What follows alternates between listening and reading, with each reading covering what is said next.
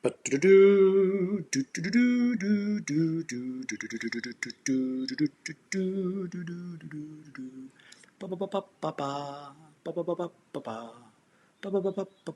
I'm still getting a stream adjustment because I'm not fast enough. I just did a speed test, and my speed test results were 28 megabytes per second download and 5.14 megabytes per second upload. That is significantly better than the last couple days I've done this. So if you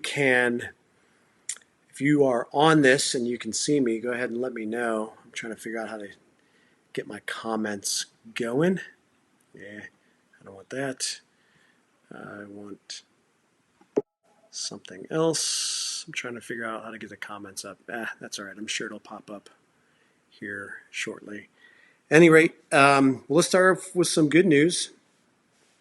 New York City, it looks like the number of reported cases has been dropping the last few days. This is all from the New York City Health COVID-19 data website. And the URL, if anybody's interested, you can just just Google New York City COVID-19 data, and this will pop up.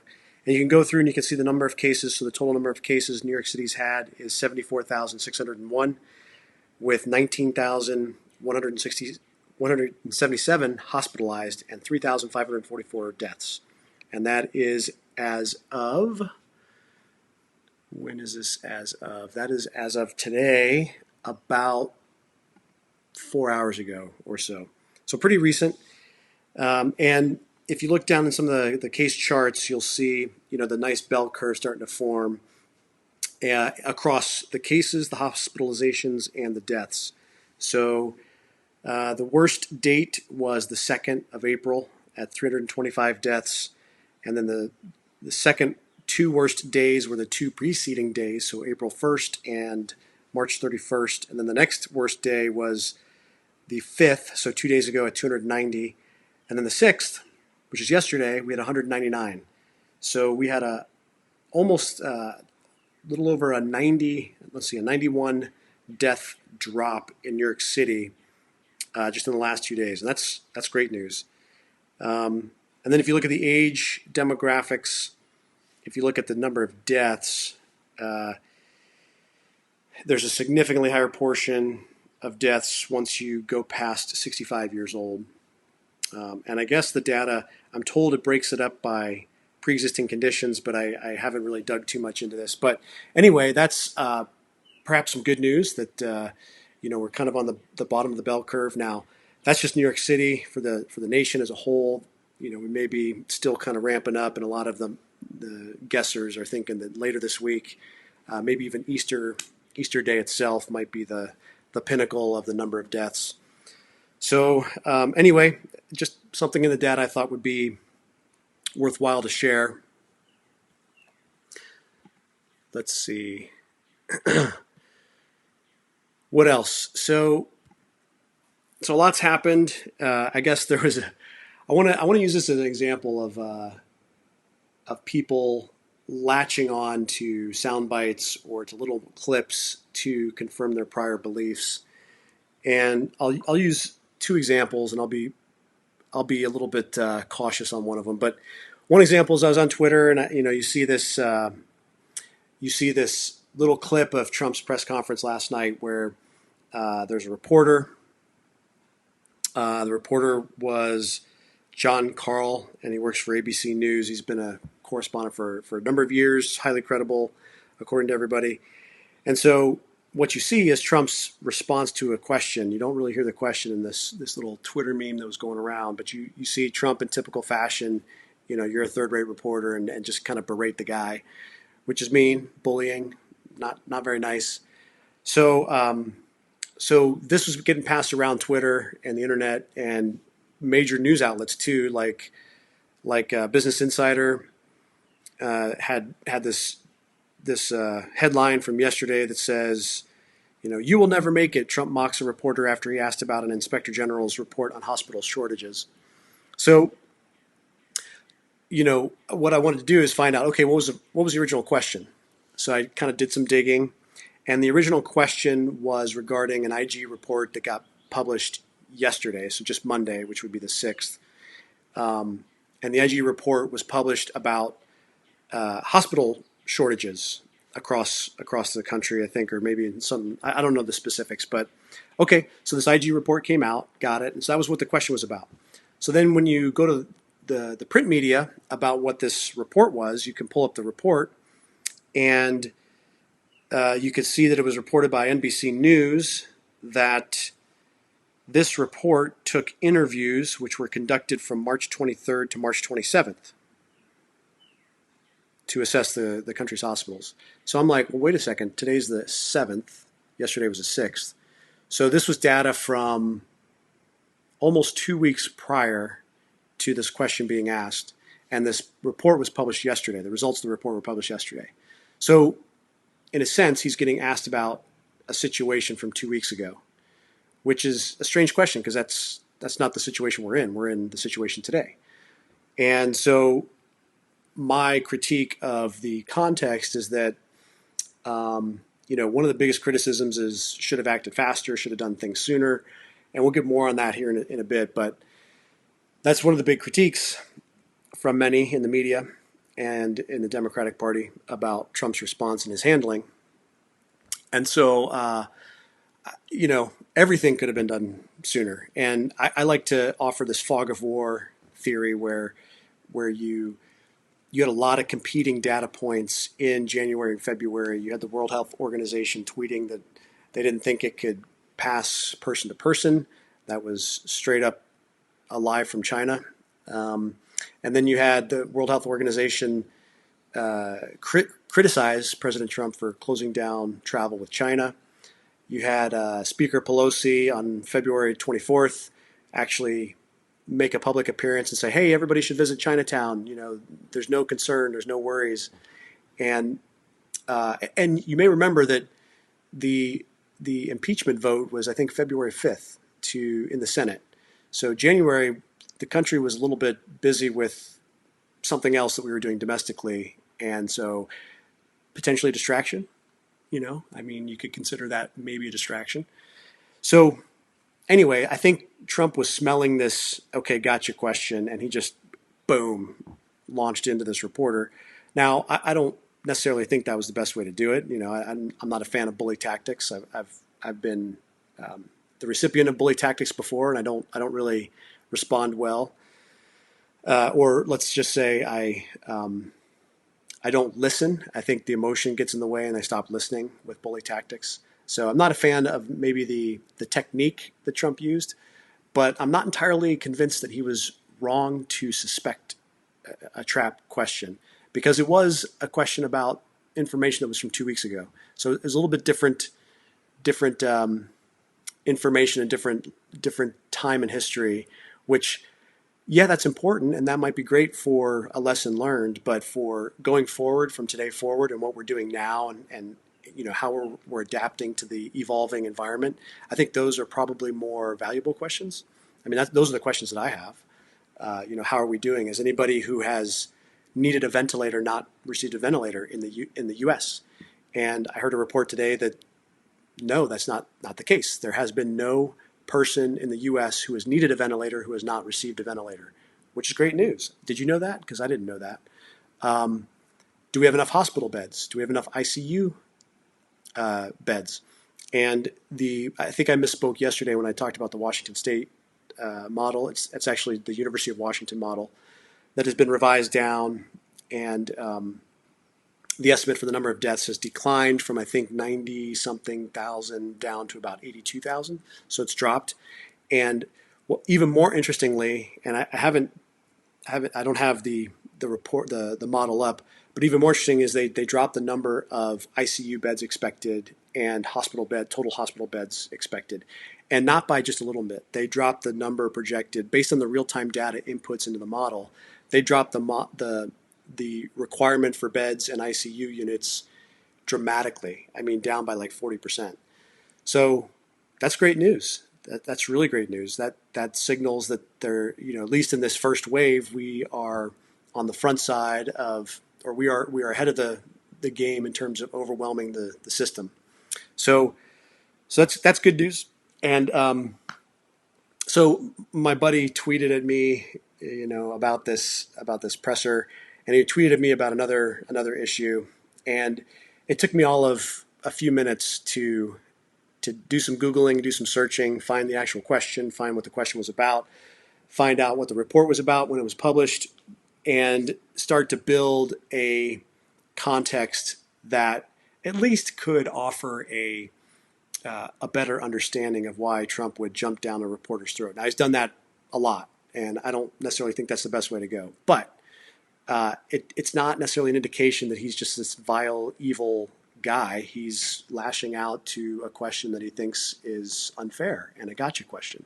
And to be fair to him, there have been a lot of gotcha questions, because a lot of the questions are about, why did you fail at this, and why did you fail at that, and why didn't you do this back here, and why didn't you do that back here, and all the reports are that you're not supplying, and it's almost every single question is posed as a negative. Not every single, because that's not true, but a lot of questions are posed so that the headline the next day can be, a negative narrative for the handling of the situation.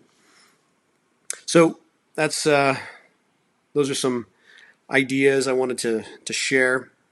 But so there's the modeling thing came up in this National Review piece by Andrew McCarthy, and if you're not following him, I would suggest following Andrew McCarthy. He's a pretty good writer, and so I'm just going to read a little bit about what he said. So he says, readers who've been following me for a long time have known I've been frustrated by the fuzziness of the coronavirus statistics. Okay, fuzziness of statistics. What's this about? In particular, it is hard to nail down such crucial numbers as what a confirmed case is. For example, is it a case of the virus or the potentially lethal disease caused by the virus? And what counts as a coronavirus death? Does it mean the virus or disease was merely present in the patient, that it played some contributory role in the death, or that it was the proximate cause of death? I hope we have more soon. In the meantime, though, let me draw attention to a report by our Tobias Hunhout that an influential model on which the White House Coronavirus Task Force relies to project COVID-19 deaths and related statistics has just been dramatically revised to lower its estimates. The University of Washington's Institute of Health Metrics and Evaluation now projects 12% fewer deaths, so 93,000 down to 81,000. That's what I was mentioning earlier. And then the estimate for how many hospital beds, and I'm going to skip down a little bit, was predicted on April 2nd, so that's 5 days ago, was predicted at 262,000. On April 5th, 3 days later, it was reduced down to 140,000, which is an amazing slash. That's an amazing drop. So 262 down to 140. And that's based on real-time data getting fed back in the model. And this is what the White House Task Force is using to inform their decision-making on the ground. And that seems, just on the surface, without knowing a lot of details about other models that might compete with this Washington University model, it seems reasonable that you would want to pick a model that has continuous update, real-time metrics feeding back into the model to make better assumptions and better decisions about what to do. So I think that's a good way to handle it. So anyway, that's the National Review, Andrew McCarthy, that came out yesterday. I encourage you to go look at that if you are interested. So there's a lot of hubbub about this Navy captain who got fired from the aircraft carrier recently. I don't want to comment too much on it, but I did kind of, let me just say I'm not surprised, because I've seen personally emails that went out that had too many people CC'd on the email. I've seen those emails backfire not once, not twice, but multiple times in the military. So not a surprise with that. And I think that's all I'm going to say on that. So my buddy also, is pepper bombing me with a bunch of information to make me think how poorly this was managed. So he sent me an article from the AP about mismanagement or losing ground or not, wasted months preparing for this coronavirus pandemic. So this is from the AP. This was published yesterday by a guy named Michael Biesecker. So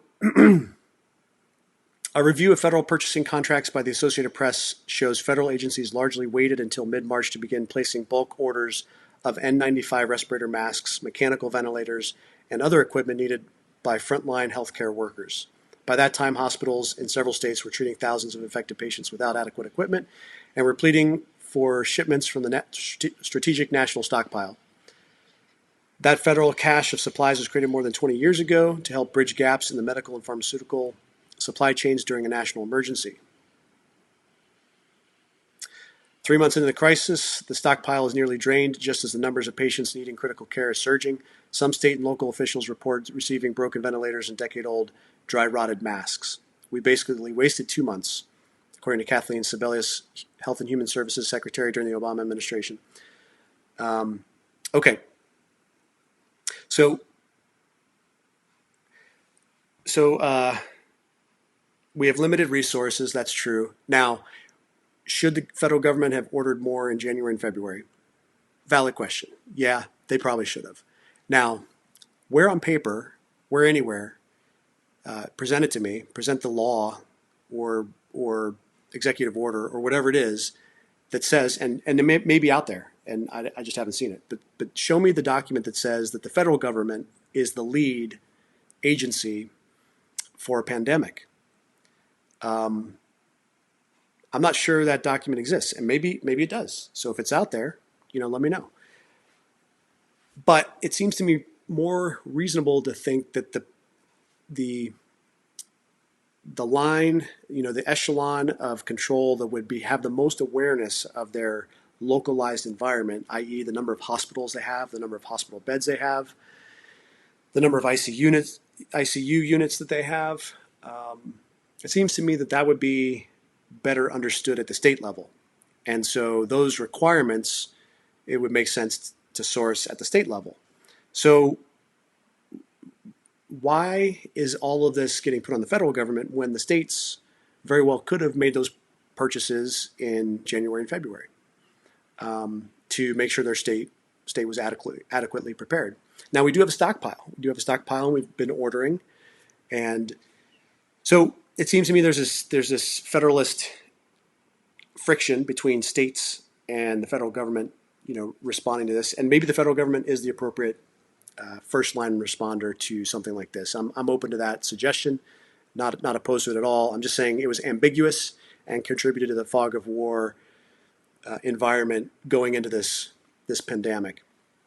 So now you have the states pushing back, a lot of Democratic governors criticizing the president, Cuomo saying that he,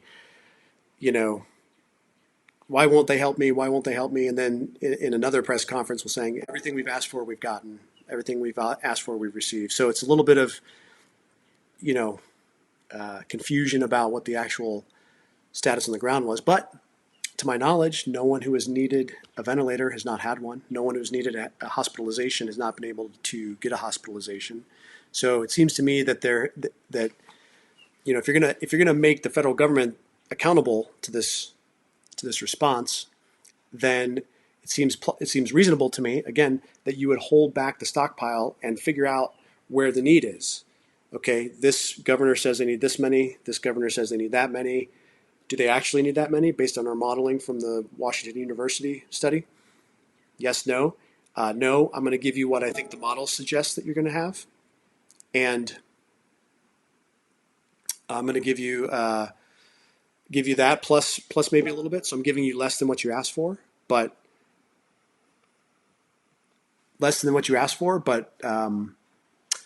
more than what we think you need. And so I think that's probably an appropriate way to manage resources. And it's not unlike what I've seen in the military. You have a commander who has subordinate units under his control or his command, and he this unit asks for this equipment that you have in reserve, and this other unit asks for this other equipment that you have in reserve, and you have limited resources, and you have to make a decision based on whether you think that the situation from this commander warrants his ask, or maybe something less than his ask, or maybe something more than his ask. And you have to look at this commander and do the same thing. Does everything she says she needs, is it valid? Do I need to send that much material to her? And that's something that business, I would say business executives and upper managers, senior executives, military commanders are pretty familiar with allocating those resources. So I do see a legitimate reason why you would hold that in strategic reserve, and that's, by the way, what's been communicated in all these press briefings. So a comment there: has been a bidding war between state governments and FEMA on PPE. Yeah, so I've heard this, and it was addressed in one of the press conferences. Trump, and I think one of his deputies. I'm trying to remember who it was at the podium who said this, but they said, if that's happening, the people need to pick up the phone and call us so we can fix it. So I don't doubt that happens, the bidding war, but the federal government has at least signaled, the task force has at least signaled that they want to fix that. So the outcome of that, we don't know. I haven't heard any reports on the outcome of any kind of back and forth on this bidding war problem, and it probably is a problem in some places, maybe all over. I'm not sure. So, what else do I want to talk about on my Twitter feed? So we did the AP report.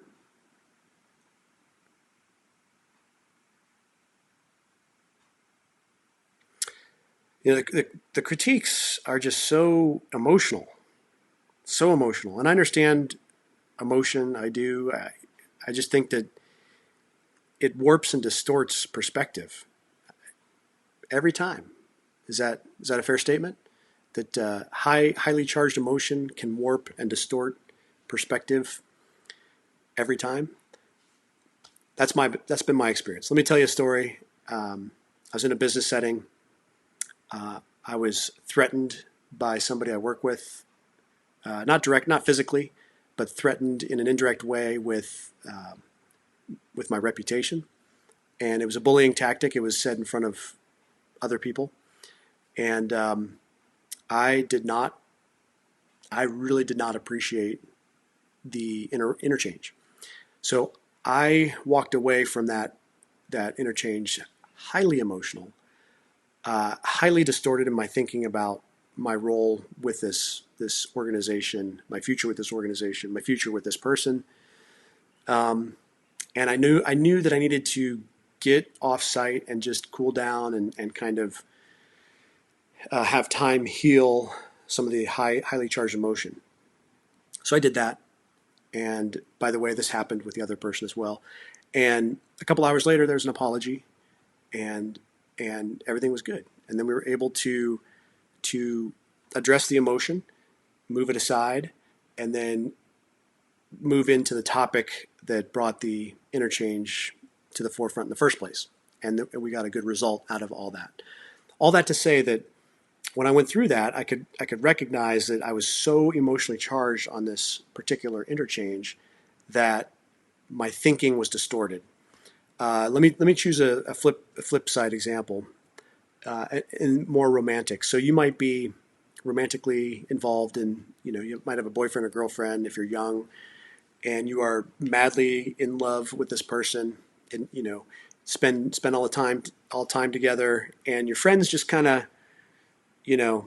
they like you, they humor you, they like her, they're nice to her or him or whoever, but there's just not that deep seated relationships that's developing between your significant other and your friends.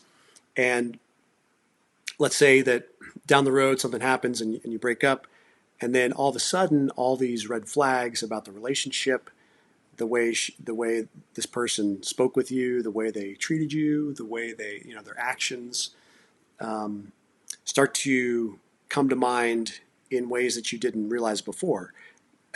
You very much were blinded by an emotional state in that relationship with that person. And that's probably happened to most of us at some point.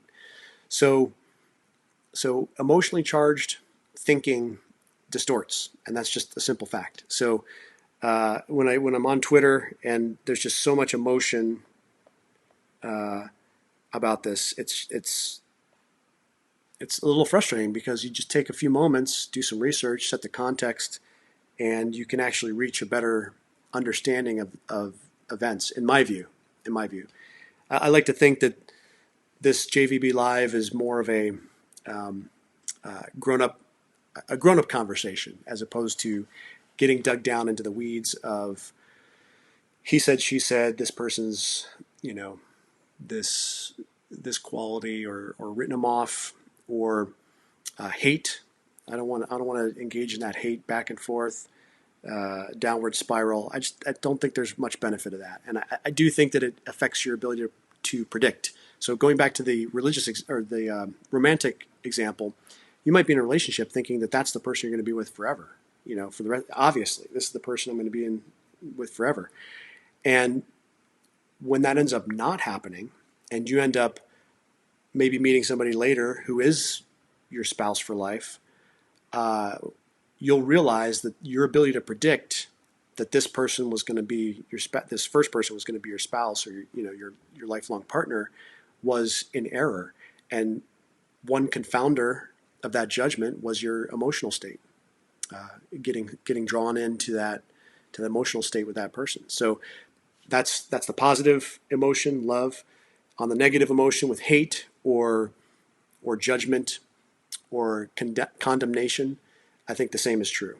And sadly, I'm seeing a lot of that on Twitter. Now, this is we're people, so everyone is susceptible to this tendency. I'm susceptible. You're susceptible.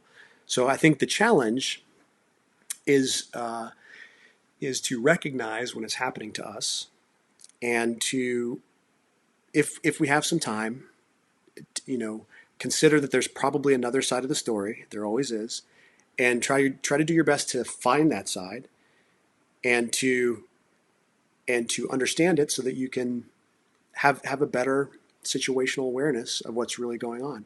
If you just kind of rest in your confirmation bias from whatever it is that got you emotionally charged, then what good does that do to you long term? I don't think it does very much good for any of us, So as grown-ups in the world, we should seek to seek those alternative narratives out, deliberately and figure it out. And it could be, a different media outlet. It could be the main source, because a lot of times it's easy to find stuff out of context these days. You can just see the clip and then go find the larger clip of whatever the smaller clip was trying to show. The Fine People hoax is a big example. Back in Charlottesville, President Trump was accused of saying white supremacists were fine people, and it was a very clipped quotation. But if you get the transcript, if you get the full video, he later clarifies and fully dismisses or fully says he's not talking about white supremacists. He's not talking about white nationalists. He condemns those people totally. And so it clarifies the previous statement, which all of us should be allowed to do in civil society, is to clarify a previous statement. So that's what he did in this speech. But for years, and you could probably still find this recently, media or the opposition party will still take that out of context quote to try to present this racist person narrative.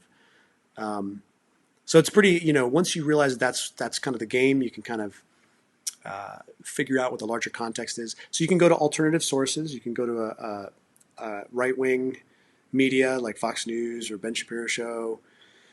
Or if you're on the right, you can go to left-wing sources like Vox or CNN. You gotta keep hands on both sides and develop this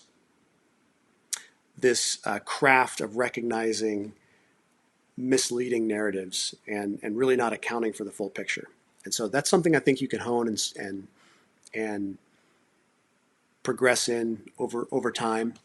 Also, if you can't find an alternative source to tell you the other side of the story, then I think you could still sit there and imagine what the other side might be. Now, that's not to say that you're right.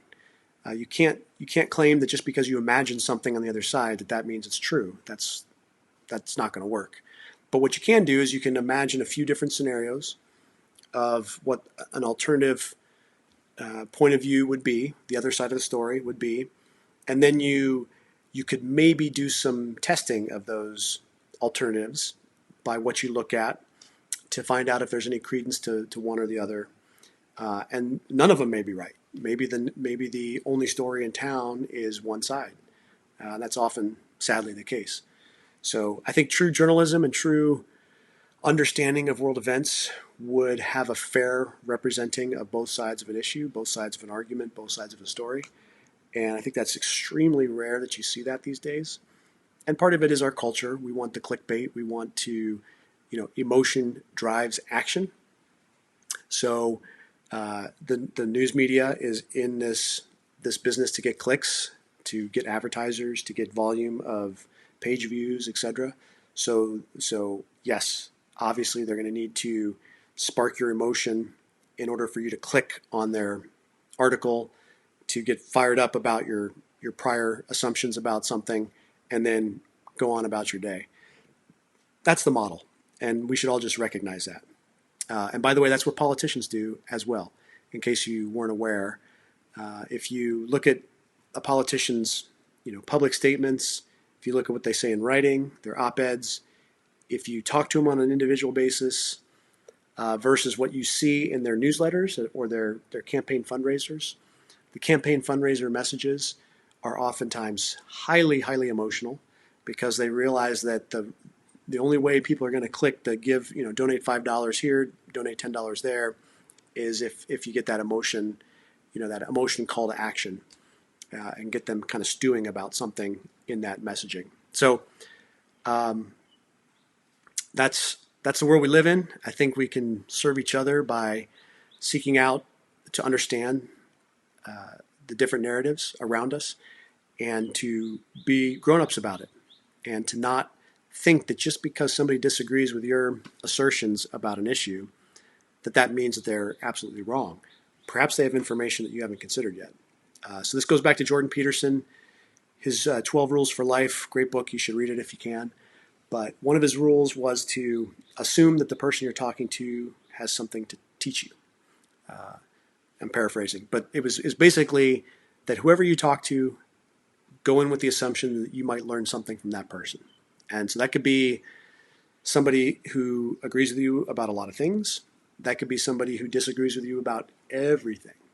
And if you go to that conversation with that kind of outlook of charity and patience, I think you'll have good results. They may not persuade you to their point of view, but at least you'll have a deeper understanding of where they're coming from. You might be able to provide missing information that they aren't currently aware of, or they could do that for you, and you have to be open to that. So one thing, I'll finally close with this. There's a concept I learned of recently, which is called pacing and leading, and it's a technique that hypnotists use. It's a technique that salespeople use. They may not know it by that name, but it's a technique that I've used in some of the organizations that I've been affiliated with without even knowing it. So one of the jobs I did for the last couple of years is I was involved in giving this experience to people from all over the world via the air. And so it's a flying experience. And people aren't always excited about flying. Some people are kind of nervous.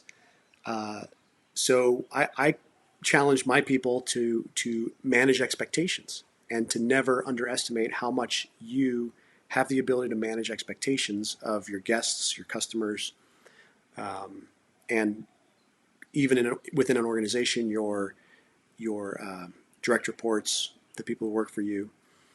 across departments, etc. So manage expectations and don't underappreciate how much ability you have to do that. If you're excited about the event, if you're excited about the experience, the customer will be excited about it with you. If you are not excited about it, or kind of experiencing a little bit of complacency, they're going to pick up on that as well. And so never underestimate how much you can manage somebody's expectations and lead them into a good experience. So that's my experience with pacing and leading. But basically what it means is you connect with a person, and it could be body language, it could be eye contact, it could be something in their background, where they're from, maybe where they went to school, maybe their family situation. So you connect with them, and then once that trust is formed, then they're going to be more willing to trust you to lead them to information that they may not have been aware of before, and they're going to be open to it. They're not going to be able to help it. And by the way, you won't either if somebody is pacing and leading you. If somebody establishes that rapport with you and then leads you in a direction, you go, maybe I need to consider this in a way I haven't before. So a good one was Andrew Yang. I think he paced and led very well during some of his interviews. But if you go back to YouTube videos from like 2016, 2017, before the election, a lot of people were saying that Trump has this master gift of pacing and leading. And so just keep that in mind when you see him communicate with the public. I think he's literally pacing and leading the public. And he's done that on tariffs. He's done that on China. He's done that on immigration. He's done that on, I think he's done that on or he's attempting to do that on this pandemic with having an optimistic frame of reference and being optimistic all the way through. That's leading the public, pacing them with understanding their fears, with 2.2 million deaths potentially, and then leading them to, hey, we will, things look good. I'm optimistic. This is how we're going to come out of this, etc. So just keep that in mind when you go forward. Maybe it's a technique you can use in your own life, and you can do this with everybody. You can do this with your kids. You can do this with your spouse. And ethically, you don't want to be manipulative, because obviously the negative side of this is trying to be manipulative with people. That's not what this is. An ethical pacing and leading is really trying to persuade somebody. It's about persuasion. Trying to persuade somebody to go with you on a journey. They may not want to go on the journey, but to go with you on the journey and to trust you enough to listen and consider that maybe you're presenting them with information they may not be aware of. And that can be very, very valuable. The alternative is you don't pace them, you don't lead them, and you just try to win the argument with, fist in hand, and I've got the best argument and your argument sucks. And, typical debate format where each side presents their case. They tell you why the other person's case isn't very good, or they don't address the strongest arguments, and then that's it. And everybody kind of gets locked in their corners. No one's really convinced one way or the other, unless you're on the fence to go into that debate. You're not really sure what to think. You might be persuaded one way or the other. But if you come in with that strong prior belief, chances are you're going to just anchor to that prior belief with that kind of format.